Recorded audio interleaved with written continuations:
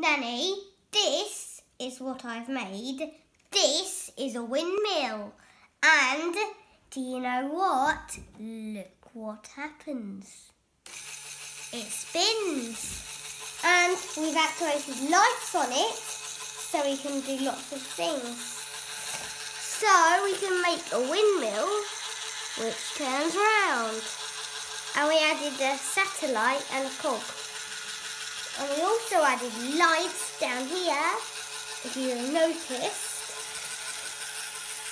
And it's all done by this battery pack. And the battery pack has batteries in it. And it takes 6 Duracell AAs to make it work. And that will make the windmill. Once you put the batteries in, you can plug the wires in, like so, and then you can hold your model and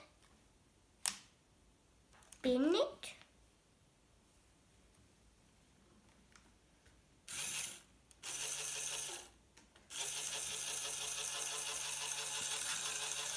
Like so.